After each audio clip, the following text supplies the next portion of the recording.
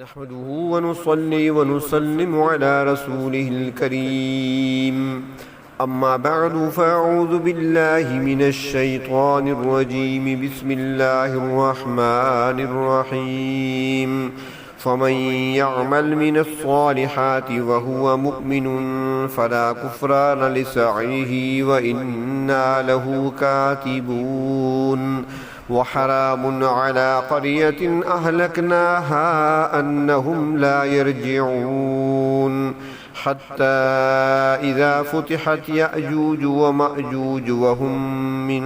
كل حدب ينسلون واقترب الوعد الحق فإذا هي شاخصة أبصار الذين كفروا يا ويلنا قد كنا في غفلة من هذا بل كنا ظالمين إنكم وما تعبدون من دون الله حصب جهنم أنتم لها واردون صدق الله مولانا العظيم اللهم صل على سيدنا محمد وعلى آل سيدنا محمد وبارك وسلم۔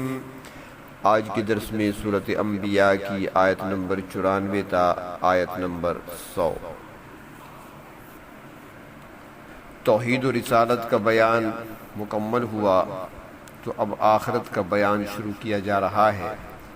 کیونکہ اس سے پہلے فرمایا تھا کہ انبیاء علیہ السلام کی ملت کا انکار کرنے والے اور اسے بگاڑنے والے جب ہماری طرف لوٹ کر آئیں گے تو اس وقت عملی فیصلہ کر دیا جائے گا۔ عملی فیصلہ تو اس وقت کیا جائے گا، علمی فیصلے کی بات اب کی جا رہی ہے۔ ارشاد فرمایا فمن یعمل من الصالحات، جو شخص نیک اعمال انجام دیتا ہے۔ تفسیر معلم العرفان میں ہے کہ حضرت مجدد رحمۃ اللہ علیہ فرماتی ہیں کہ ایمان کے بعد بنیادی طور پر 4 نیکیاں ہیں، یعنی نماز، روزہ، حج اور زکوٰۃ۔ اس کے بعد دیگر نیکیوں میں قرآن پاک کی تعلیم اور اس کی تلاوت، دین کی تبلیغ، صدقہ و خیرات اور دوسرے کام اس میں آ جاتے ہیں۔ تو فرمایا کہ جو شخص نیک عمل کرے گا وہ مؤمن، بشرط یہ کہ وہ مومن ہو، کیونکہ ہر نیکی کے لیے ایمان کا ہونا شرط ہے۔ اگر ایمان ہے تو نیکی بھی کارآمد ہے اور انسان کے لیے مفید ہے، اور اگر ایمان نہیں ہے تو پھر نیکی رائے گاں چلی جائے گی۔ اگر عقیدہ ٹھیک نہیں ہے تو نیکیاں اگر پہاڑوں جتنی بڑی ہوں گی تو کچھ مفید نہیں ہوں گی۔ اگر کفر، شرک، نفاق پایا جائے گا تو پھر تمام نیکیاں ضائع ہو جائیں گی۔ ایسی نیکیوں کی وجہ سے دنیا میں انسان شہرت تو حاصل کر سکتا ہے، مگر آخرت میں ایسی نیکیاں کوئی فائدہ نہیں دیں گی۔ تو فرمایا کہ جس نے ایمان کی حالت میں نیک کام انجام دیے فلا کفران لسعیہ، تو اس کی کوشش کی ناقدری نہیں کی جائے گی، بلکہ جو اس نے محنت کی ہے، جو اس نے نیکیاں کمائی ہیں، اس کا پورا پورا اسے بدلہ دیا جائے گا۔ وَإِنَّا لَهُ كَاتِبُونَ، اور ہم ہر نیکی کے کام کو لکھنے والے ہیں۔ ہر انسان کے اعمال کو محفوظ کرنے کے لیے اللہ رب العزت نے فرشتے معمور کر رکھے ہیں اور ان کی ڈیوٹیاں لگا رکھی ہیں، جو انسان کے ہر چھوٹے اور بڑے کام کو لکھتے ہیں۔ اگرچہ ہر چیز اللہ رب العزت کے علم میں ہے اور لوح محفوظ میں بھی درج ہے، مگر فرشتوں سے بھی لکھوایا جا رہا ہے، اور اس طریقے سے انسانی اعمال کی حفاظت کا پورا پورا انتظام کیا گیا ہے۔ کوئی سوال کر سکتا ہے کہ جب اللہ رب العزت عالم الغیب ہیں، اب وہ ذرے ذرے کی خبر رکھتے ہیں، تو پھر اعمال لکھنے کا کیا فائدہ؟ تو فرماتے ہیں کہ قیامت کے دن ایسے لوگ بھی ہوں گے جو اپنے اعمال کا انکار کریں گے۔ جب ان کی اللہ رب العزت کے ہاں پیشی ہوگی تو وہاں پر وہ کہیں گے واللہ ربنا ما کننا مشرکین، سورۃ انعام میں ہے کہ قسم ہے اللہ رب العزت کی جو ہمارے پروردگار ہیں کہ ہم شرک کرنے والے نہیں تھے۔ پھر اللہ تعالیٰ فرمائیں گے اپنی کتاب پڑھو، تو پھر وہ اقرار کریں گے۔ تو اللہ تبارک و تعالیٰ نے ہر انسان کے ساتھ کرامن کاتبین مقرر کر دیے ہیں، اور ان کی ڈیوٹی ہے سورۃ قاف میں ہے ما یلفظ من قول الا لدیہ رقیب عتید کہ کوئی شخص جو بھی لفظ اپنی زبان سے ادا کرتا ہے ہمارے فرشتے اس کو فوراً نوٹ کر لیتے ہیں۔ پھر جب یہ نامہ اعمال پیش ہوگا تو انسان پڑھ کر حیران ہو جائے گا اور کہے گا، سورۃ کہف میں ہے کہ ما لہذا الکتاب لا یغادر صغیرۃ ولا کبیرۃ الا احصاها، یہ کیسی کتاب ہے جس نے نہ کوئی چھوٹی چیز چھوڑی ہے اور نہ بڑی مگر اسے محفوظ کر رکھا ہے۔ آگے اللہ تبارک و تعالیٰ نے فرمایا وَحَرَامٌ عَلَىٰ قَرْيَةٍ أَهْلَكْنَاهَا، حرام ہے ان بستی والوں پر کہ جن کو ہم نے ہلاک کیا، أَنَّهُمْ لَا يَرْجِعُونَ کہ وہ لوٹ کر نہیں آئیں گے۔ مفسرین اکرام فرماتے ہیں کہ یہاں پر حرام کا معنی دو طریقے پہ ہے۔ حرام کا معنی ضروری بھی ہوتا ہے اور اس طرح پورا مفہوم پھر یہ بنے گا کہ جن بستی والوں کو ہم نے ان کے جرائم کی وجہ سے ہلاک کیا ہے ان پر ضروری ہے کہ وہ واپس نہیں آئیں گے۔ اور دوسرا معنی حرام کا ہوتا ہے ممنوع، یہ حلال کے مقابلے میں بولا جاتا ہے، اور اگر یہ معنی مراد لیا جائے تو پھر جملہ کچھ اس طرح بنے گا کہ ہلاک شدہ بستی والوں پر دوبارہ واپس آنا ممنوع ہے، یعنی ان کا دنیا میں دوبارہ آنا تاکہ وہ اپنے کفر، شرک اور گناہوں کی تلافی کر سکیں، یہ ممکن نہیں ہے۔ اس مادی جہان میں یہ زندگی کا ہی ایک موقع ہے کہ اپنی غلطیوں اور کوتاہیوں کا انسان ازالہ کر لے۔ جب سزا آ گئی اور بستی تباہ ہو گئی تو پھر ایسی غلطیوں کی تلافی ممکن نہیں رہے گی۔ اور بعض حضرات یہ بھی فرماتے ہیں کہ اس کا مطلب یہ ہے کہ ہلاک ہونے والے بستی کے لوگ دوبارہ ہدایت کی طرف نہیں آتے، کہ جن لوگوں پر ان کی مجرمانہ اعمال کی وجہ سے ہلاکت اور تباہی مقرر ہو چکی ہے وہ ایمان اور توحید کی طرف نہیں آئیں گے، بلکہ اسی اپنی بدبختی میں پڑے رہیں گے یہاں تک کہ اللہ رب العزت کی طرف سے وعدے کا وقت آ پہنچے، اور پھر ایسے لوگوں کو اپنے برے اعمال کا بدلہ بھگتنا پڑے گا۔ قوم عاد، قوم سمود جیسی بڑی قومیں جو گزری ہیں جن کا ذکر اللہ رب العزت نے قرآن پاک میں فرمایا ہے اور تاریخ کے اوراق پر بھی ان کے تذکرے ملتے ہیں، ان میں سے کوئی بھی آج تک پلٹ کر نہیں آیا۔ قانون یہی ہے کہ جو اس دنیا سے گیا ہے واپس نہیں آئے گا۔ ہاں، معجزے کے طور پر مردوں کا زندہ ہونا قرآن پاک میں موجود ہے۔ حضرت موسیٰ علیہ السلام کے زمانے میں ایک آدمی کو ناحق قتل کر دیا گیا تھا، اور جب یہ حضرت موسیٰ علیہ السلام کے سامنے معاملہ پیش ہوا تو اللہ رب العزت نے فرمایا کہ ان سے کہیں کہ ایک بیل ذبح کر کے گوشت کا ٹکڑا مقتول کے بدن پر مار دیں، وہ زندہ ہو کر اپنے قاتل کا نام بتا دے گا۔ چنانچہ اس نے زندہ ہو کر بتا دیا کہ میرا قاتل فلاں ہے۔ اسی طرح قرآن حکیم میں ہے کہ حضرت موسیٰ علیہ السلام 70 آدمیوں کو لے کر طور پر تشریف لے گئے۔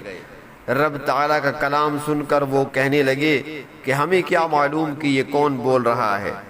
جن بول رہا ہے یا فرشتہ ہے۔ لن نؤمن لک حتی نری اللہ جہرۃ، سورۃ بقرہ، کہ ہم ہرگز آپ کی تصدیق نہیں کریں گے یہاں تک کہ ہم دیکھ لیں اللہ تعالیٰ کو اپنے سامنے۔ تو اللہ رب العزت نے ان پر بجلی گرائی اور وہ 70 کے 70 ہلاک ہو گئے۔ حضرت موسیٰ علیہ السلام نے پروردگار عالم سے ان کی زندگی کی دعا فرمائی، اللہ رب العزت نے دعا قبول کر لی، فرمایا ثم بعثناکم من بعد موتکم، پھر اٹھایا ہم نے تم کو تمہاری موت کے بعد، یعنی ان کو دوبارہ زندگی اللہ رب العزت نے عطا فرما دی۔ حضرت حزقیل علیہ السلام کی قوم کا واقعہ بھی آتا ہے، دوسرے پارے میں ہے کہ ان کی قوم کے ہزاروں لوگ جہاد سے بھاگ کر جنگل میں جا پہنچے۔ پروردگار عالم نے فرمایا کہ سب مر جاؤ، مر گئے سارے۔ 8 دن کے بعد اللہ تعالیٰ نے ان کو زندہ کر دیا اور بتا دیا کہ جہاد سے کوئی نہیں مرتا جب تک زندگی باقی ہو، اور جس نے مرنا ہے تو موت گھر پہ بھی آ کر رہتی ہے۔ حضرت خالد بن ولید رضی اللہ تعالیٰ عنہ اپنی موت کے وقت بڑے روتے تھے، ساتھی عیادت کے لیے، بیمار پرسی کے لیے تشریف لاتے تو فرماتے کہ آپ تو اللہ کے رسول کے صحابی ہیں، آپ کے تو بڑے کارنامے ہیں جہاد فی سبیل اللہ میں، شام کا علاقہ آپ کے ہاتھوں فتح ہوا، آخرت کے لیے آپ بڑا ذخیرہ جمع کر چکے ہیں، آپ کیوں روتے ہیں؟ فرماتے اس وجہ سے نہیں روتا کہ مجھے کوئی آخرت کی فکر ہے کہ کیا بنے گا، روتا اس لیے ہوں کہ میرے سر سے لے کر پاؤں تک میرا کوئی عضو ایسا نہیں ہے جہاں کافر کی تلوار، نیزہ یا تیر نہ لگا ہو، مگر میں شہادت سے محروم رہا ہوں، اس لیے روتا ہوں۔ حالانکہ بات یہ تھی کہ نبی اکرم صلی اللہ علیہ وسلم نے اپنی زبان مبارک سے حضرت خالد بن ولید کو سیف اللہ کا لقب عطا فرمایا تھا، اللہ کی تلوار، تو اب اس تلوار کو کون توڑ سکتا تھا؟ اس لیے فرماتی ہیں کہ حضرت خالد بن ولید شہید نہیں ہوئے، اگر وہ شہید ہو جاتے تو لوگ کہتے کہ اللہ کی تلوار کو کافروں نے توڑ دیا ہے۔ تو ایسے واقعات مرنے کے بعد دوبارہ زندہ ہونے کے بطور معجزہ کے خرق عادت کے طور پر اللہ رب العزت کبھی کبھی دکھا دیتے ہیں، ورنہ قانون یہی ہے کہ مرنے کے بعد واپس لوٹ کر کوئی نہیں آیا کرتا۔ تو فرمایا کہ جن بستی والوں کو ہم نے ہلاک کر دیا واپس لوٹ کر نہیں آئیں گے، حتی اذا فتحت یاجوج و ماجوج، یہاں تک کہ جب کھول دیے جائیں گے یاجوج و ماجوج، وَهُم مِّن كُلِّ حَدَبٍ يَنْسِلُونَ، اور وہ ہر اونچی جگہ سے پھسلتے چلے آئیں گے۔ یاجوج و ماجوج کا نکلنا قیامت کی بڑی علامات میں سے ہے۔ پہلے حضرت عیسیٰ علیہ السلام کا نزول ہوگا، دجال کا خاتمہ حضرت عیسیٰ علیہ السلام کے ہاتھوں ہوگا، اس کے بعد یاجوج و ماجوج کا خروج ہوگا۔ اللہ تبارک و تعالی حضرت عیسیٰ علیہ السلام کو پیغام بھیجیں گے کہ میں نے ایسی مخلوق کو نکال دیا ہے جن کے ساتھ مقابلے کی کسی کو تاب نہیں ہے۔ یاجوج و ماجوج حضرت نوح علیہ السلام کے بیٹے یافس کی اولاد میں سے ہیں۔ مفسرین اکرام فرماتے ہیں کہ اس مخلوق کی عمریں بھی بڑی لمبی ہوتی ہیں، اور یہ اس سے اندازہ لگایا جا سکتا ہے، فرماتے ہیں کہ ان میں سے کوئی آدمی اس وقت تک نہیں مرتا جب تک اپنی اولاد میں سے 1000 کی تعداد کو نہیں دیکھ لیتا، اور باقی انسان جو دنیا میں بستے ہیں ان میں اور یاجوج و ماجوج کی آبادی کی نسبت جو بتائی جاتی ہے وہ 1 کے مقابلے میں 999 ہیں، یعنی 1000 میں سے 1 عام انسان ہے اور 999 یاجوج و ماجوج ہیں۔ ہر انسان کے مقابلے میں یاجوج و ماجوج 999، مگر ان کی اکثریت کفر و شرک میں مبتلا ہے، اور فرمایا کہ یہ سب جہنم میں جائیں گے، مگر ہیں وہ انسان سے ہٹ کر کوئی مخلوق نہیں ہے۔ روایات میں آتا ہے کہ جب یہ اس دیوار کو جو حضرت ذوالقرنین نے بنائی تھی اور ان کو پرلی طرف بند کر دیا تھا، جب یہ اس سد سکندری کو توڑ کر ظاہر ہوں گے تو ہر چیز کو فناہ کرتے چلے جائیں گے۔ ان کے آنے اور ان کی زیادتیوں کی وجہ سے اللہ رب العزت کی مخلوق سخت پریشانی میں مبتلا ہو جائے گی، تو پھر حضرت عیسیٰ علیہ السلام اور ان کے ساتھی اللہ کی بارگاہ میں درخواست کریں گے، دعا کریں گے، اللہ رب العزت دعا کو قبول فرمائیں گے، اور طاعون جیسی ایک وبا ان پر نازل ہوگی جس سے وہ سب مر جائیں گے، اور پھر اس کے بعد اللہ رب العزت جانور ایسے بھیجیں گے جو ان کی نعشوں کو، ان کی لاشوں کو اٹھا کر زمین کے نشیبی علاقوں میں لے جائیں گے، اور فرمایا کہ پھر خوب بارش ہوگی جو ان لاشوں کی پسماندہ گندگی کو دھو ڈالے گی۔ یاجوج و ماجوج کا تفصیلی تذکرہ سورۃ کہف میں گزر چکا ہے۔ حضرت نوح علیہ السلام کے زمانے میں جو طوفان آیا تھا، اور حضرت نوح علیہ السلام کے ساتھ جو 80 کے قریب افراد جو ایمان لا چکے تھے کشتی میں سوار تھے، جب کشتی کنارے لگی تھی، پانی خشک ہوا تھا، نیچے اترے تھے، تو 80 کے قریب مسلمان تھے جو حضرت نوح علیہ السلام کے ساتھ کشتی سے اترے تھے، مگر آگے جو نسل انسانی چلی ہے وہ حضرت نوح علیہ السلام کے 3 بیٹوں کی اولاد سے چلی ہے، اس کے علاوہ کسی کی اولاد نہیں ہوئی۔ حضرت نوح علیہ السلام کے بیٹے حام، سام اور یافس، ان کی اولاد آگے چلی ہے۔ تو یاجوج و ماجوج یافس کی اولاد میں سے ہے۔ تو فرمایا یاجوج و ماجوج کے خروج پر واقترب الوعد الحق، سچا وعدہ قریب آ جائے گا، اور وہ وعدہ قیامت کا واقع ہونا ہے۔ جب قیامت برپا ہوگی تو عجیب و غریب حالات نظر آئیں گے۔ فَإِذَا هِيَ شَاخِصَةٌ أَبْصَارُ الَّذِينَ كَفَرُوا، اس وقت اچانک کافروں کی آنکھیں اوپر لگی ہوئی ہوں گی، وہ ٹکٹکی باندھے دیکھتے ہوں گے۔ اس وقت ہر چیز درہم برہم ہو جائے گی، اور پھر کافر لوگ کہیں گے یا ویلنا قد کننا فی غفلت من ھذا، ہائے افسوس کہ ہم تو اس واقعہ سے غفلت میں پڑے ہوئے تھے۔ اللہ کے نبی بتاتے تھے کہ قیامت آنے والی ہے، مگر ہم یقین ہی نہیں کرتے تھے۔ بل کننا ظالمین، یقیناً ہم ہی زیادتی کرنے والے تھے۔ اللہ تبارک و تعالیٰ کی طرف سے ارشاد ہوگا انکم وما تعبدون من دون اللہ حسب جہنم، تم اور تمہارے معبود جن کی تم اللہ کے سوا عبادت کرتے تھے جہنم کا ایندھن ہیں۔ انتم لہا واردون، اور تم سب اس میں پہنچنے والے ہو۔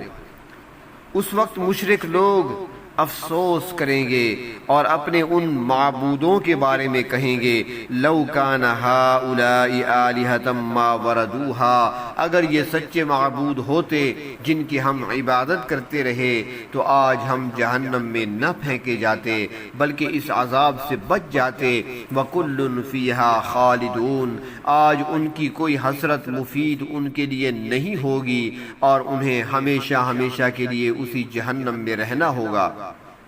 اور پھر ان کی حالت یہ ہوگی لہم فیہا زفیر، کہ وہاں انہیں چیخنا چلانا ہوگا، ان کی ہچکیاں بندھ جائیں گی اور تو ان کی وجہ سے چلانے کی آوازیں نکلیں گی، اور اس چلانے کی وجہ سے وہم فیہا لا یسمعون، ان کی کوئی بات نہیں سنی جائے گی۔ اتنا شور و غوغا ہوگا کہ کان پڑی آواز سنائی نہیں دے گی،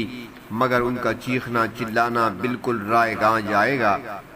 اور ان کا یہ چیخنا چلانا ان کو کچھ بھی وہاں پر فائدہ نہیں دے گا۔ قیامت کے دن منکرین کی شامت آئے گی، اس دن نہ کوئی مدد ان کو پہنچے گی اور نہ ہی کف افسوس ملنا ان کے کام آئے گا۔ ربنا وقنا عذاب النار